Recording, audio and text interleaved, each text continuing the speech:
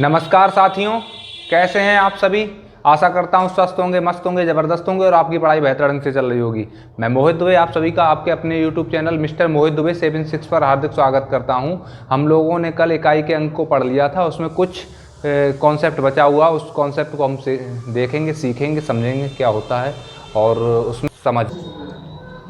आइए हम लोग फैक्टोरियल या क्रम गुणित के कॉन्सेप्ट को समझते हैं। क्या होता है फैक्टोरियल या क्रम गुणित। क्रम गुणित का मतलब होता है क्रम से गुणा करना। इसको अगर और हिंदी में समझेंगे तो इसका अर्थ है कि क्रम से गुणा करना। जैसे कि अगर कहीं पे लिखा है 7 फैक्टोरियल, अब 7 और ये जो चिन्ह लगा हुआ है इसको फैक्टोरियल कहते हैं।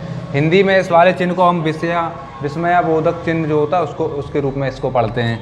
और इस फैक्टोरियल को हम ऐसे भी लिख सकते हैं 7 फैक्टोरियल ऐसे करके। अगर ऐसे करके एल के आकार में अगर जैसे 8 लिख दिया जाए तो यहाँ पे हो जाएगा 8 फैक्टोरियल। या इसको दो तरीके से लिखा जाता है, या तो इसको ऐसे करके लिख दो या इसको ऐसे करके लिख दो। आशा करता हूँ ये फैक्टोरियल आपको समझ में आया, लिखा कैसे जाता है, ठीक है। लेकिन अब हम इसका मतलब क्या है वो हम लोग सीखते हैं। जैसे यहाँ पे लिखा है 7 फैक्टोरियल, तो इसका मतलब ये है कि कोई संख्या है उसको 7 से लेके गुणा करना शुरू करो और 1 तक लेके जाओ। जैसे 7 फैक्टोरियल है तो इसका मतलब ये है कि 7 गुणा 6 गुणा 5 गुणा 4 गुणा 3 गुणा 2 गुणा 1। 7 फैक्टोरियल का मतलब है कि इस संख्या का यहाँ तक गुणा करो, यानी जब तक 1 ना आ जाए तब तक। इसीलिए इसको कहते हैं क्रम गुणित। क्रम से मतलब क्रम से गुणा करो। क्रम अगर 7 फैक्टोरियल को आप ऐसे भी लिख सकते हो, जैसे 1 गुणा 2 गुणा 3 गुणा डैश और 7, ठीक है। मतलब चाहे उल्टा लिख दो चाहे सीधा लिख दो, आंसर एक ही चीज़ है। लेकिन आप समझ गए हो कि अगर कहीं पे 7 फैक्टोरियल लिखा तो उसका मतलब क्या है कि किसी संख्या को गुणा करके 1 तक लेके जाओ। अगर 5 फैक्टोरियल लिखा होगा तो उसका मतलब क्या हो जाएगा कि 5 से लेके गुणा करते हुए। अगर कहीं पे 100 फैक्टोरियल लिखा हुआ है तो उसका मतलब है कि 100 से गुणा स्टार्ट करो। 100 फैक्टोरियल का मतलब है 100 से गुणा स्टार्ट करो और 1 तक लेके जाओ। आशा करता हूँ ये फैक्टोरियल आपको समझ में आ गया कि फैक्टोरियल होता क्या है। अब हम लोग इसमें कुछ फैक्टोरियल हैं जिनके मतलब जिनसे कुछ कॉन्सेप्ट तैयार होता है उनको हम समझते हैं। आइए समझते हैं। जैसे समझना कि यहाँ पे लिखा है 1 फैक्टोरियल। 1 फैक्टोरियल तो आप कहेंगे 1 फैक्टोरियल का मान कितना होगा, तो आप कहेंगे 1। देखना ध्यान से, यहाँ पे लिखा है 2 फैक्टोरियल। 2 फैक्टोरियल इसका मतलब कितना हो जाएगा, मान कितना हो जाएगा 2 गुणा 1, 2 गुणा 1 यानी कि 2। 3 फैक्टोरियल अगर लिखा है तो इसका मतलब क्या हो जाएगा 3 गुणा 2 गुणा 1 यानी कि 6। 4 फैक्टोरियल का मतलब कितना हो जाएगा 4 गुणा 3 गुणा 2 गुणा 1 यानी कि 4 3 12 दूनी 24। 5 फैक्टोरियल का मान कितना हो जाएगा, आप कहेंगे 5 गुणा 4 गुणा 3 गुणा 2 गुणा 1 यानी कि 5 को 20, 20 3 60 दूनी 120, ठीक है।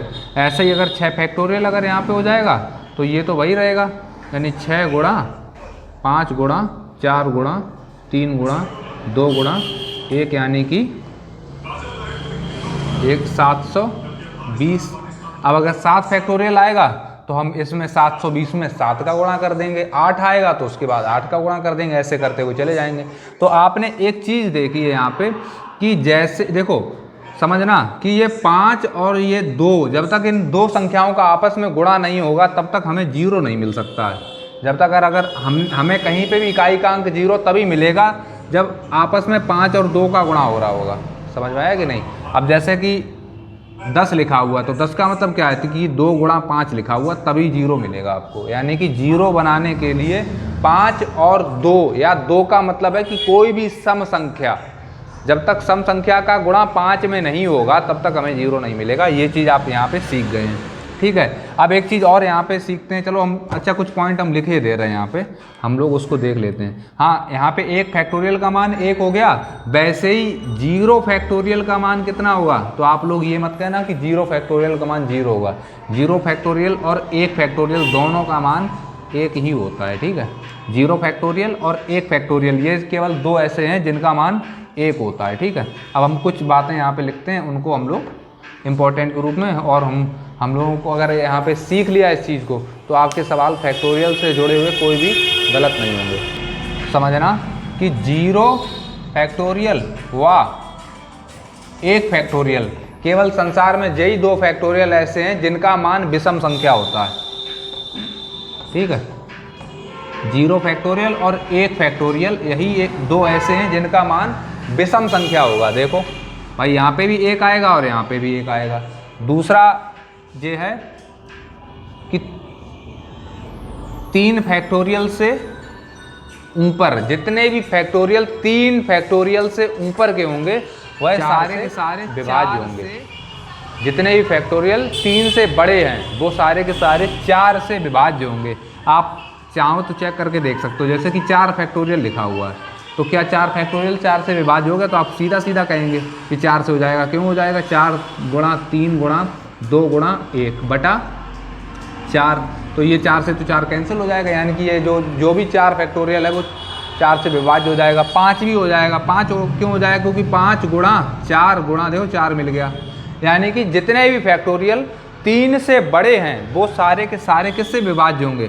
तो 4 से विभाज्य होंगे। ये भी आप लोग दूसरी लाइन लिख लेना। तीसरी लाइन आपको लिखनी, मतलब लिखना क्या है, आपको समझना है और हमेशा के लिए इसको याद रखना है। तीसरा आपने समझा है कि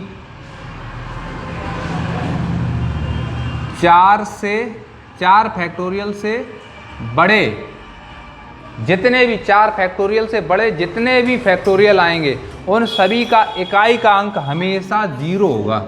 0 क्यों होगा? क्योंकि आप ये चीज़ समझ चुके हैं, क्योंकि 4 से बड़ा जो भी आएगा उसमें 5 जरूर मिलेगा आपको। अगर मान लो 7 फैक्टोरियल की बात की जाएगी तो उसमें भी 5 हो जाएगा।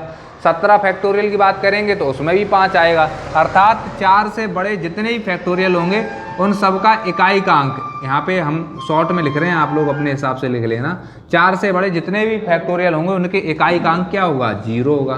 ठीक है, अब ये 3 चीज़ें आपको समझ में आ गई। एक चीज़ और यहाँ पे हम थोड़ा समझाना चाहते हैं आपको। जैसे मान लो अगर कहीं पे लिखा हुआ है 7 फैक्टोरियल, ये 7 फैक्टोरियल कहीं पे लिखा हुआ है तो क्या हम 7 फैक्टोरियल को ऐसे लिख सकते हैं 7 गुणा 6 फैक्टोरियल? बताओ। आप कहेंगे हाँ लिख सकते हैं। क्यों लिख सकते हैं भैया? क्योंकि 7 फैक्टोरियल का मतलब क्या है कि 7 गुणा 6 गुणा 3 गुणा 5 गुणा 4 गुणा 3 गुणा 2 गुणा 1, यही तो है। तो भैया ये 6 फैक्टोरियल लिखा हुआ है। 7 फैक्टोरियल को हम एक कम में लिख सकते हैं। अर्थात कहने का तात्पर्य ये है कि अगर कहीं पे जो सूत्र होता है, लेकिन ये याद नहीं करना आपको, कॉन्सेप्ट अगर आपने समझ लिया तो सूत्र तो अपने आप ही कॉन्सेप्ट से ही तो बने हैं। जैसे अगर यहाँ पे लिखा है n फैक्टोरियल, तो n फैक्टोरियल को मान कितना होता है? n minus 1 factorial. ठीक है, आशा करता हूँ ये चीज़ आपको आसानी से समझ में आ गई होगी। अब हम लोग इस कॉन्सेप्ट के ऊपर आधारित जो भी सवाल बनेंगे हमारे इकाई के अंक में या जो भी उसके अलावा भी होंगे, हम उन सवालों को समझेंगे, पढ़ेंगे और देखते हैं कैसे वो सवाल। आइए इस प्रश्न को हल करते हैं। कह रहा है निम्न में से पूर्ण वर्ग संख्या ज्ञात कीजिए। यहाँ पे लिखा है 35 factorial into 36 factorial, 37 factorial into 38 factorial, 34 factorial into 37 factorial, 36 factorial into 37 factorial. इनमें से आपको ये बताना कि कौन सी संख्या आपकी पूर्ण वर्ग संख्या है। आशा करता हूँ आप लोगों ने उत्तर निकाल लिया होगा। अब हम लोग इसको हल करके देखते हैं। जैसे देखो, पूर्ण वर्ग होने के लिए क्या जरूरी है? पूर्ण वर्ग होने के लिए सबसे पहले आपको ये पता होना चाहिए कि कौन सी संख्याएं पूर्ण वर्ग संख्याएं होती हैं, कौन सी संख्याएं पूर्ण वर्ग संख्याएं नहीं होती हैं। हालांकि हम लोग इसके जो कौन सी संख्याएं पूर्ण वर्ग संख्याएं हैं या कौन सी संख्याएं पूर्ण वर्ग संख्याएं नहीं है, इसका एक अलग से मतलब एक दिन रखेंगे और वीडियो लेके आएंगे इसके बारे में, और उसको आसानी से हम लोग समझेंगे। लेकिन यहाँ पे थोड़ा सा इसको देख लेते हैं। जैसे आपको फिर भी पता होगा कि ये 36 संख्या ये पूर्ण वर्ग संख्या होती है। यहाँ पे देखो, यहाँ पे भी 36 है। इसके अलावा तो कोई संख्या यहाँ पे पूर्ण वर्ग संख्या आपको नज़र नहीं आ रही है। तो अभी हम लोगों ने थोड़ी देर पहले पढ़ा था कि कहीं पे लिखा है n फैक्टोरियल बराबर क्या हो सकता है? n माइनस 1 फैक्टोरियल, ये हो सकता है। तो अगर आपने यहाँ से ऑप्शन, इस वाले ऑप्शन से हल करना शुरू करते हैं तो यहाँ पे अगर हम इसको हल करेंगे तो क्या हो जाएगा? 36 फैक्टोरियल गुणा 37 को ऐसे लिख सकते हैं कि 37 इंटू 36 फैक्टोरियल। देखो ये तो दोनों पूर्ण वर्ग संख्या बन गया। क्यों बन गया? क्योंकि ये दोनों एक जैसे हैं, लेकिन ये 37 तो हमारी पूर्ण वर्ग संख्या है नहीं, तो यानी ये वाला ऑप्शन हमारा नहीं हो सकता उत्तर। अब हम लोग इस संख्या को, इस वाले ऑप्शन को चेक करके देखते हैं। जैसे 35 फैक्टोरियल लिखा हुआ है, 35 फैक्टोरियल गुणा 36 फैक्टोरियल को कैसे लिख सकते हैं? 36 गुणा 35 फैक्टोरियल, ऐसे ही लिख सकते हैं इसको। तो आप देख रहे हैं कि यहाँ पे भी 35 इंटू 35, यानी कि ये तो हमारी संख्या पूर्ण वर्ग संख्या बन रही है और ये भी हमारी पूर्ण वर्ग संख्या है 36। तो आपका उत्तर सीधा सीधा यही हो जाएगा। आशा करता हूँ ये कॉन्सेप्ट आपको समझ में आया है फैक्टोरियल वाला, और ये सवाल भी आपको समझ में आया होगा। आइए हम लोग अब दूसरे सवाल की ओर चलते हैं। आइए इस सवाल को हल करते हैं। वो कह रहा है a factorial plus b factorial plus c factorial के इकाई का अंक 9 है, तो a फैक्टोरियल गुणा b फैक्टोरियल गुणा c फैक्टोरियल का ज्ञात करो। मतलब इसको ज्ञात करना है आपको। तो इसको कैसे हल करेंगे ये देखते हैं। देखो ये इकाई का अंक 9 आ रहा है, और अभी थोड़ी देर पहले हमने पढ़ा था कि केवल 0 फैक्टोरियल और 1 फैक्टोरियल ही मात्र 2 ऐसे फैक्टोरियल हैं जिनकी संख्या विषम आ सकती है। बाकी सारी संख्याएं या तो 0 आएंगी या सम संख्याएं आती हैं। तो a b c के मान क्या हो सकते हैं? जैसे a फैक्टोरियल, b फैक्टोरियल और c फैक्टोरियल, इनके मान क्या हो सकते हैं? तो मान लो कि अगर हमने इसको 1 मान लिया, 1 फैक्टोरियल, क्योंकि 1 फैक्टोरियल का मान 1 होता है और 0 फैक्टोरियल का मान भी 1 होता है। हम इनमें से दो में से एक को मान सकते हैं। दूसरा b की जगह पे हम क्या मान सकते हैं?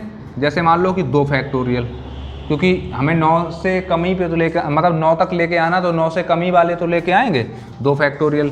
फिर यहाँ पे हम तीसरा मान सकते हैं 3 फैक्टोरियल। 2 फैक्टोरियल का मतलब हो गया 2, 3 फैक्टोरियल का मतलब हो गया 6, 3 गुणा 2 यानी 3 दूनी 6। तो अगर हम इनको जोड़ रहे हैं 3 2 5 और 1 6, तो अब देखना ये अब हमारे ऑप्शन के ऊपर हो गया डिपेंड। क्या हो गया ऑप्शन के ऊपर डिपेंड? कि इनमें से आप चाहे इनमें से दोनों में से किसी भी फैक्टोरियल को मान अगर रख देंगे तो हमें 1 ही मिलेगा। चाहे आप 0 लिख लो और चाहे 1 लिख लो, हमें मिलेगा तो 1 ही। तो अब इसने कहा है कि इन सभी को गुणा किया जाए आपस में। तो आप 6 गुणा 2 गुणा 1 करेंगे तो कितना मिल जाएगा? 6 दूनी 12, यानी ऑप्शन हमारा कौन सा सही हो जाएगा? Option C. 0 फैक्टोरियल का मान भी 1 होता है। यहाँ पे 0 फैक्टोरियल का मान 0 मत आप समझ लेना, क्योंकि आप 1 भी लिख सकते हो और 0 भी लिख सकते हो, लेकिन आएगा आपका उत्तर 1 ही। इसलिए हमने यहाँ पे 0 को मान के कर लिया, चाहे 1 को मान के कर लिया, एक ही बात आएगी। आशा करता हूँ ये चीज़ आपको समझ में आ गई, आप ये सवाल को समझ चुके हैं। आइए अब हम लोग अगले सवाल की ओर चलते हैं।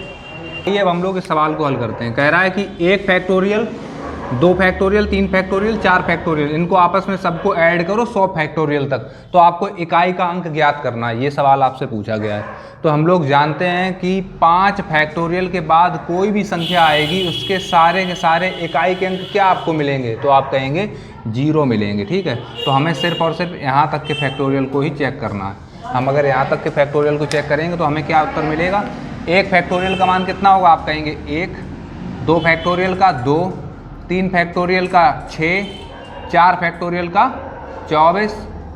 ठीक है, अब आपस में इनको जोड़ेंगे। देखो 4 में 6 को जोड़ेंगे 0 मिल जाएगा यहाँ पे। ठीक है, अब 2 को 1 में जोड़ेंगे 3 हो जाएगा, यानी कि 1 फैक्टोरियल से लेके 100 फैक्टोरियल को अगर हम जोड़ते हैं तो हमें इकाई का अंक क्या मिलेगा? आप कहेंगे 3, यानी ऑप्शन इसका बी सही हो जाएगा। आशा करता हूँ ये आपको कॉन्सेप्ट समझ में आ रहे हैं और ये सवाल भी आपको समझ में आ रहे हैं। आइए हम लोग अगले सवाल की ओर चलते हैं। और इसमें आपसे कहा है इकाई का अंक ज्ञात करो। ये दिया है 23 की पावर 93 फैक्टोरियल, 77 की पावर 25 फैक्टोरियल, 38 की पावर 23 फैक्टोरियल, 25 की पावर 11 फैक्टोरियल। आप लोग इस सवाल को अपने आप पहले कोशिश करो हल करने की, फिर हम करते हैं। आशा करता हूँ आपने इस सवाल को हल कर लिया होगा। अब देखो अभी थोड़ी देर पहले हमने क्या पढ़ा था कि कोई भी संख्या जो 3 फैक्टोरियल से ऊपर होती है वह संख्या 4 से विभाजित होती है। तो ये 93 है, यानी कि ये 4 से विभाजित होगा पूरा। जब ये 4 से पूरा विभाजित होगा, हम आपको बता चुके थे क्यों होगा, क्योंकि सारी संख्याएं 3 से ऊपर जो भी संख्या मिलेगी, जैसे 4 फैक्टोरियल है तो उसमें 4 कट जाएगा, 4 का भाग जब 4 में देंगे तो कट जाएगा। वैसे ही 5 फैक्टोरियल में भी जब 4 का भाग देंगे तो वो कट जाएगा। अर्थात कहने का तात्पर्य सिर्फ इतना है कि 3 से ऊपर कोई भी संख्या जो 4 से भाग दिया जाएगा वो पूरी डिवाइड हो जाएगी, यानी वहाँ पे शेषफल 0 बचेगा। अब यहाँ पे देखो 77 फैक्टोरियल है, यहाँ पे घात 25 है, 3 से बड़ी है, 3 से बड़ी है, 3 से बड़ी है, यानी कि ये सारी की सारी संख्याएं हमारी 4 से विभाजित हो रही हैं। तो हमको पता है कि जब इकाई का अंक निकालना होता है तो हमें सिर्फ इकाई के अंक से मतलब होता है। तो 3 की पावर यहाँ पे 4 लिख सकते हैं, क्योंकि ये तो पूरी 4 से विभाजित है, 0 से इसका मिलेगा, तो यहाँ पे 3 की पावर 4 हो गया, प्लस 7 की पावर, ये 25 है लेकिन फैक्टोरियल लिखा हुआ है, ये यानी कि ये कटेगा 4 से, ठीक है। ये यहाँ पे भी 4 बचेगा, प्लस यहाँ पे 8 है, तो यहाँ पे भी क्या बचेगा, 4 बचेगा शेषफल, प्लस यहाँ पे तो चेक करने की ज़रूरत ही नहीं, क्योंकि 5 के ऊपर कोई घात लगा दी जाए, 0, 1, 5, 6 इन पे कोई प्रभाव नहीं पड़ता है, तो यहाँ पे कितना बचेगा, 5 ही बचेगा। 5 आप चाहो लगाओ या ना लगाओ कोई दिक्कत नहीं, यहाँ पे 5 बचेगा, ठीक है। अब हम लोग इस सवाल को हल करते हैं यहाँ तक। अब इसको हल करते हैं। 3 की पावर 4 का मतलब इकाई का अंक कितना मिलेगा यहाँ पे, तो आप कहेंगे 3 की पावर 4 का इकाई का अंक 1 मिलेगा, प्लस 7 की पावर 4 में इकाई का अंक कितना मिलेगा, तो यहाँ पे भी इकाई का अंक 1 मिलेगा। कैसे मिलेगा, 7 सत्ते 49, 9 में जब 7 का गुणा दोबारा करेंगे तो 9 सत्ते 63 और 63 यानी 3, और 3 में जब 7 का गुणा करेंगे, आप ऐसे समझ लो 7 गुणा 7 गुणा 7 गुणा 7, तो यहाँ पे 1 ही मिलेगा। जैसे 7 सत्ते 49, 9 हो गया, 9 का गुणा 7 में किया 63 हो गया, 3 का गुणा 7 में करेंगे 1 हो जाएगा, तो यहाँ पे 1 मिल गया। वैसे ही 8 की पावर 4, 8 की पावर 4 में जब 8 का गुणा 4 बार किया जाएगा, 8 8 64, 4 हो गया, 4 अट्ठे 32, 2 हो गया, 2 अट्ठे 16, यानी क्या मिल जाएगा आपको, 6 मिल जाएगा। और यहाँ पे प्लस का चिन्ह, प्लस लगाया, और ये 5। अब देखो जोड़ के, 6 और एक 7 और एक 8, 8 5 13, 13 में इकाई का अंक क्या हो जाएगा, 3। आशा करता हूँ ये चीज़ आपको समझ में आ गई है और ये सवाल भी आप समझ चुके हैं। एक चीज़ और यहाँ पे अगर समझना चाहें तो अगर यहाँ पे प्लस का चिन्ह है तो हमने ऐसे किया है, अगर यहाँ पे गुणा का चिन्ह दिया होता, यहाँ पे प्लस की जगह पे ये गुणा का चिन्ह दिया होता, सारा का सारा ये गुणा का चिन्ह दिया होता, तो भी आप आसानी से हल कर लेते, आसानी से करते सेम ऐसे ही, लेकिन और आसानी से तब हल कर लेते क्योंकि आप देखते हैं यहाँ पे इकाई का अंक 5 है और ये एक सम संख्या है, तो जब भी गुणा सम संख्या का कभी भी 5 से होगा तो वो 0 बना देगा। अगर यहाँ पे गुणा का चिन्ह हो जाता तो ये हमारा जो इकाई का अंक आता वो 0 निकल के आता। आशा करता हूँ ये कॉन्सेप्ट आपको समझ में आया और ये सवाल भी सारे समझ में आ रहे हैं। आइए, अगर ये सवाल समझ में आया तो एक और सवाल ऐसा ही हम लोग हल करते हैं। आइए इस सवाल को देखते हैं। ये दिया हुआ है और इसका इकाई का अंक ज्ञात करना है। ये लिखा है 9 की पावर 9000 फैक्टोरियल प्लस 9, यहाँ पे लिखा है 8 की पावर 8000 फैक्टोरियल प्लस 8, 7 की power 7000 factorial plus 7, dash dash dash ऐसे करके घटते हुए क्रम में है। उसके बाद 2 की पावर 2000 फैक्टोरियल प्लस 2। इसमें आपको इकाई का अंक ज्ञात करना है। एक बार वीडियो को रोकिए, पोस्ट कीजिए और इस सवाल को हल कीजिए। आशा करता हूँ आपने हल कर लिया होगा। अच्छा, एक चीज़ यहाँ पे देखना है आपको कि ये फैक्टोरियल सिर्फ आपको डराने के लिए थे, क्योंकि आपको पता है कि कोई भी फैक्टोरियल जिसका मान 3 से ज़्यादा होगा वो वैसे भी 4 से विभाजित हो जाएगा, पूरा 4 से विभाजित हो जाएगा। तो यानी ये 9, इसका कोई मतलब नहीं है। यहाँ पे केवल 9 फैक्टोरियल, ये केवल 9 लिखा हुआ है, यानी 9 की पावर 9, प्लस का चिन्ह लिखा, प्लस लगा दिया। यहाँ पे 8, ये तो पूरा कट जाएगा। यहाँ पे लिखा है 8 की पावर 8 प्लस 7 की पावर 7 प्लस 6 की पावर 6। लिखने की ज़रूरत नहीं क्योंकि वैसे भी इसका इकाई अंक 6 ही मिलने वाला, लेकिन फिर भी लिख दे रहे हैं। 6 की पावर 6, 5 की पावर 5, 4 की पावर 4, 3 की पावर 3 प्लस 2 की पावर 2। आशा करता हूँ ये चीज़ आपको समझ में आ गई। अब इसको हल कर लो। 9 की पावर 9 कैसी संख्या, आप सम है या विषम, तो आप कहेंगे विषम, तो यानी इसका इकाई अंक क्या आ जाएगा, 9। 9 में और 4 में बहुत आसान है, ठीक है।